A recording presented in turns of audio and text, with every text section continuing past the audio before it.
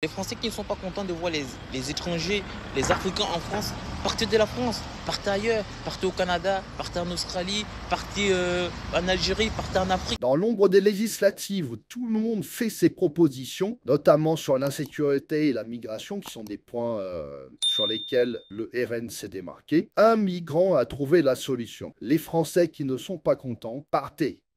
Et voilà, il faut quitter votre pays si vous n'êtes pas content. Les Français qui ne sont pas contents de voir les immigrés en France, quittez la France. Les Français qui ne sont pas contents de voir les étrangers, les Africains en France, partez de la France, partez ailleurs, partez au Canada, partez en Australie, partez en Algérie, partez en Afrique, partez je sais pas où. Donc là, pourtant, un mec qui en a marre de voir des immigrés venir en France, il quitte la France et il va dans le pays des immigrés. Mais c'est quoi? Il y a un concept derrière, on a échangé nos pays? N'importe quoi. N'importe quoi. Mais laissez-nous vivre en paix. J'en ai marre, on en a marre tout le temps dans les chaînes télévisées. Immigrés, immigration, immigration en masse, immigration. Tous les jours, immigration, c'est devenu votre chanson de Noël, l'immigration. Si vous n'êtes pas content, partez de la France parce que nous, les immigrés, on continuera de venir en France. Parce que nous, les immigrés, on continuera de venir en France. Bon, bah, le truc, c'est que les arguments sont un peu faibles, du coup. Je vois difficilement le schéma où les Français partent pour laisser les étrangers venir. Et puis, il y a besoin de Français pour qu'il puisse y avoir de l'immigration. S'il n'y a que de l'immigration, comment tu vas faire? Alors, c'est vrai que ça parle beaucoup d'immigration en ce moment. Après, en même temps, il y a eu les européennes et les législatives. Donc, c'est normal, c'est le moment où on va le plus en parler. Et puis, on en reparlera aux élections présidentielles. Et si ça te plaît pas, bon, bah, c'est peut-être toi qui devrais partir, hein, à voir. Je sais pas. Et donc, il y avait cette information où il disait qu'un attentat islamophobe avait été déjoué lors de l'Aïd à Bonneuil-sur-Marne parce qu'il y avait un individu qui avait été interpellé dans un gymnase où avait lieu la prière. Et en fait, dans ce gymnase, le gars s'était réfugié avec un pistolet. Donc il y a des fidèles qui ont voulu le désarmer. Et en voulant le désarmer de force, il y a des coups de feu qui sont partis. Et donc, du coup, bon, bah, les mecs étaient. Là, c'était du pain béni pour eux, quoi. Ça y est.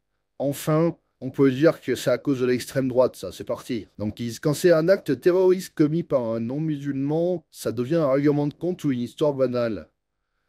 Ou encore, depuis des mois, ils nous inondent les oreilles avec la montée de l'antisémitisme.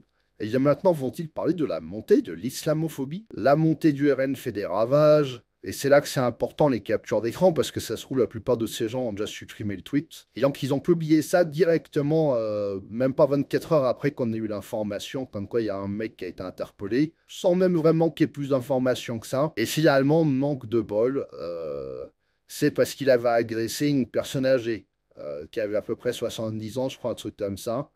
Voilà, et donc il faisait la prière comme les autres pour essayer de se fondre dans la masse, et c'est juste qu'il a été découvert par des fidèles, et ils ont voulu le désarmer. Du coup, pas de chance, mais c'est vrai qu'encore une fois, il fallait peut-être pas se précipiter. Mais enfin, il fallait absolument qu'ils en parlent, quoi. S'il y avait une chance de voir, je sais pas, peut-être un blanc méchant, islamophobe, qui aurait tiré sur des gens, bah, ils n'allaient pas s'en priver, quoi. Manque de bol, visiblement. C'était un rappeur qui était déjà connu des services de police pour violence en état d'ivresse, trafic, je crois, également. Enfin bon. Et donc, justement, dans ces temps flous, on n'est pas contre un petit peu de lumière. Je vous invite donc, du coup, à télécharger la lettre confidentielle de géopolitique profonde, dont le lien est disponible dans la description. C'est bourré d'analyses pointues et de stratégies pour pouvoir naviguer un petit peu dans la crise actuelle. Vous y retrouverez des conseils en géostratégie, en macroéconomie. Donc voilà, sur ce, si la vidéo vous a plu, n'hésitez pas à liker, partager et vous abonner. On se revoit bientôt, c'était Yves pour Nope. Allez, salut.